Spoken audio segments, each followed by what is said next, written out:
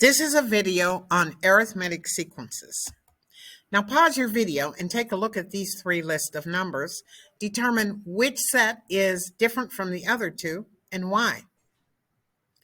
If you picked the red set, 10, 8, 6, 4, and 2, you're right, because you'll notice to get from one number to the next, you always have to subtract 2. The others don't have anything like that. You don't add or subtract the same number every time to get to the next one.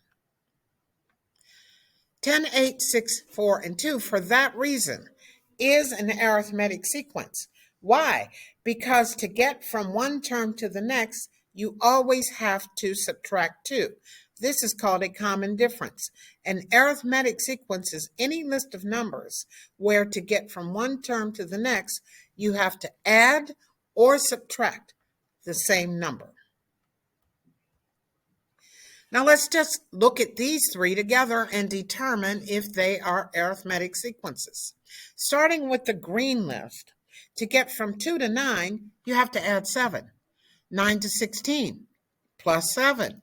16 to 23, plus 7. So it looks like this is an arithmetic sequence, and the common difference is 7. Let's look at the red set. 3 to 7, you have to add 4. 7 to 13, you add 6.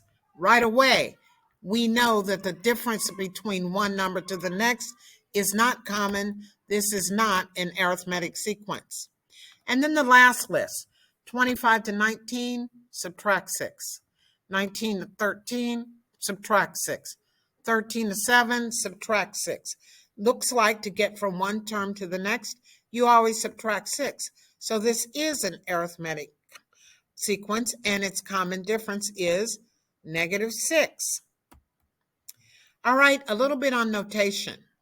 We call the first term in a sequence a sub 1, and then every term in the sequence is designated by its position in the sequence. So, for example, a sub 10 is 10 is a sub 3 because it's the third number in the sequence, and 16 is the fifth number of the sequence, or a sub 5.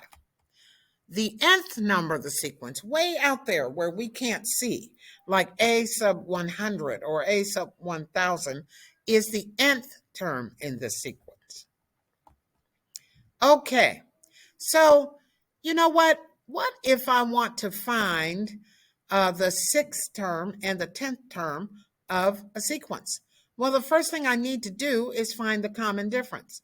To get from 4 to 7, I add 3. 7 to 10, I add 3.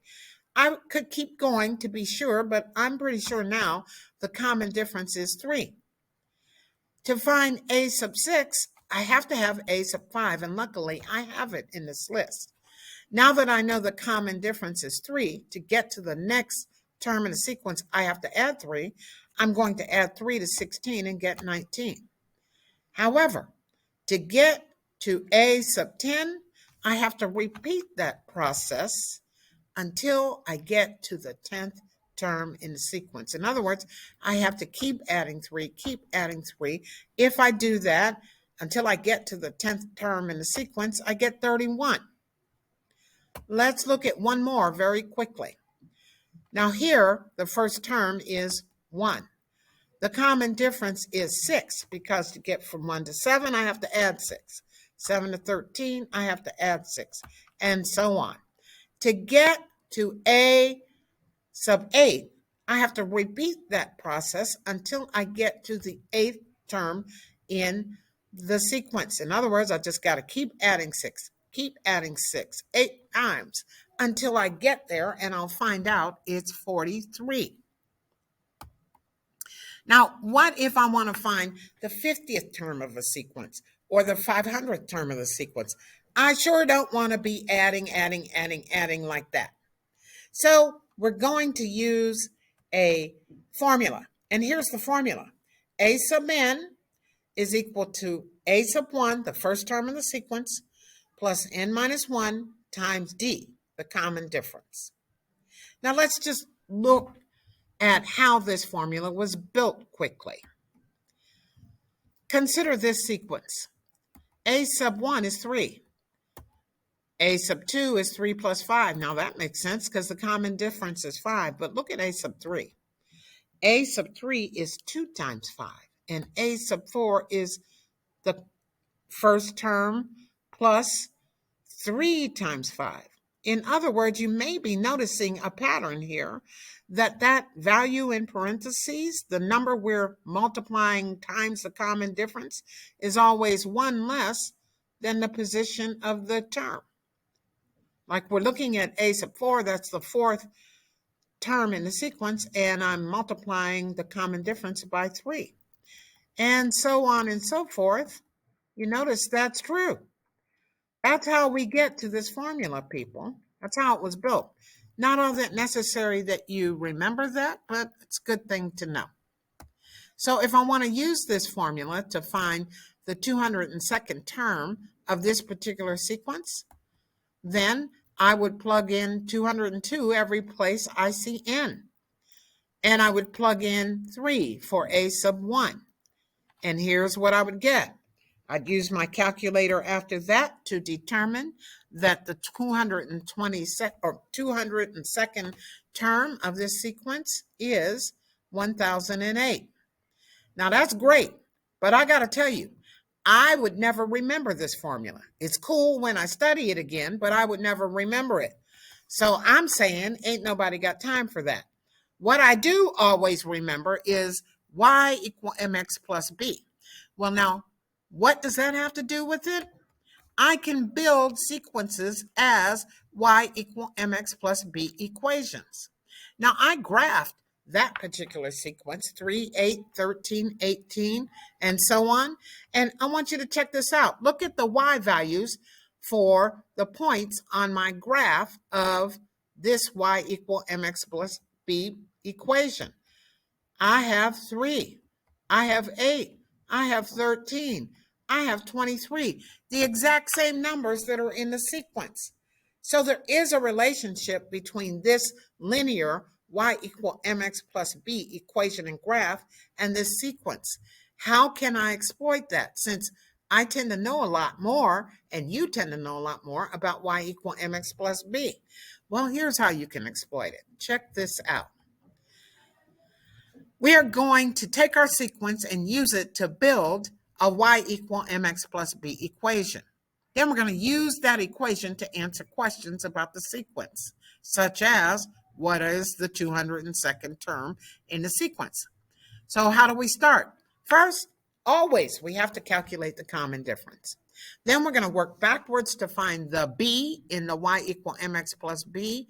And lucky for us, the m is always the difference, the common difference. Let's look at that in action. We got this sequence. Now I said we got to calculate the common difference. It's 5. Now we have to subtract that common difference from the first term. We do that here. First term is 3 minus 5, and so we end up with negative 2. That's going to be the b in our y equal mx plus b. And the m is always the common difference, so it's 5. Here is our equation. A sub n is equal to 5 times n minus 2. How do we use that? If I want to find the 202nd term in the sequence, every place I see n, I'm going to plug in 202. Then I'm going to use my calculator to figure out that 5 times 202 is minus 2 is 1008. The same answer we got using the other formula. Well, let's take a look at one more example of this. Suppose I have this sequence, 17, 13, 9, and 5, and I want to find the 50th term. I need to calculate my common difference. Well, 17 to 13, that's minus 4. 13 to 9, that's minus 4. So my common difference is negative 4. Now I got to find the b in my y equal mx plus b. So I'm going to take the first term, 17, subtract the common difference, and I end up with 21. I know that the m, or slope, in my y equal mx plus b equation is my common difference. So it's negative 4. Here's my equation.